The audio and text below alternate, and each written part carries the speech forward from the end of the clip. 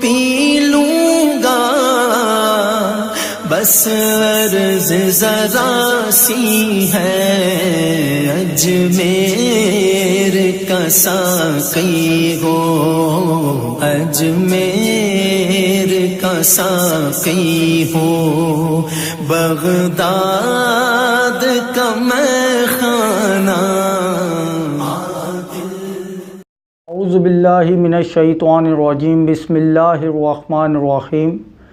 جس طرح آپ حضرات کو معلوم ہے کہ زکوٰۃ کے مصارف پر کلام چل رہا تھا، تو ایک سوال یہ پوچھا جاتا ہے کہ کیا زکوٰۃ میں ہم کسی کو اپنا وکیل بنا سکتے ہیں؟ یعنی ہم کسی کو اپنا وکیل بنا دیں اور یہ کہیں کہ یہ جا کر جو ہے فلاں غریبوں میں تقسیم کر لو، تو آیا یہ جائز ہے یا نہیں؟ تو جی ہاں، زکوٰۃ کے باب میں جو ہے ہم اپنا کسی کو وکیل بنا سکتے ہیں۔ یعنی ہم کسی کو وکیل بنا دیں کہ یہ میری طرف سے جو ہے یہ زکوٰۃ جو ہے تم غربا میں تقسیم کر دو، تو یہ جائز ہوتا ہے۔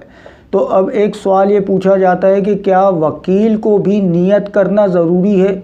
تو جی نہیں، وکیل کو نیت کرنا ضروری نہیں، مالک کی جو نیت ہوگی وہی معتبر مانی جائے گی۔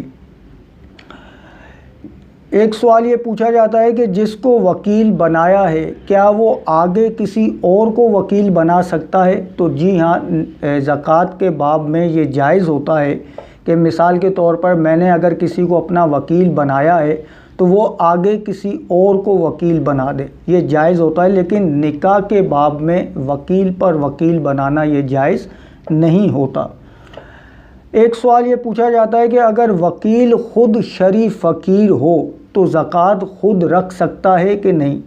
تو یہ اب دیکھا جائے گا کہ جس نے زکوٰۃ کے لیے اسے وکیل بنایا ہے اس نے اسے مطلق حکم دیا ہے یا مقید، یعنی مطلق کہا ہو کہ جا کر کسی بھی غریب کو دے دو، تو اب اگر یہ خود غریب ہے تو یہ خود بھی زکوٰۃ رکھ سکتا ہے، یعنی شرعی فقیر ہے تو یہ خود بھی زکوٰۃ رکھ سکتا ہے۔ لیکن اگر اس نے حکم کو مقید کیا ہو کہ زید کو یا عمر کو یا بکر کو جا کر یہ دینا، تو اب جو ہے یہ خود نہیں رکھ سکتا۔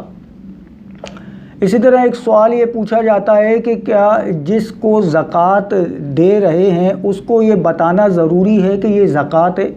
تو جی نہیں، جسے زکوٰۃ دی جا رہی ہے اسے یہ بتانا ضروری نہیں کہ یہ زکوٰۃ ہے، بس آپ دل میں اپنی نیت زکوٰۃ کی رکھیں اور زبان سے آپ عیدی کہہ کے یا تحفہ کہہ کر بھی وہ پیسے ان کو دے سکتے ہیں۔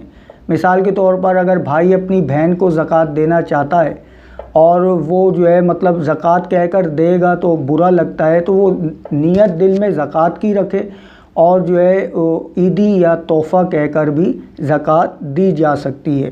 اللہ تبارک و تعالیٰ سے دعا ہے کہ جو ہم نے یہ مسائل سیکھے سنے، اسے ہمیں سیکھنے کی اور دوسروں تک بھی اسے پہنچا کر سکھانے کی توفیق رفیق مرحمت فرمائے۔ آمین یا رب العالمین۔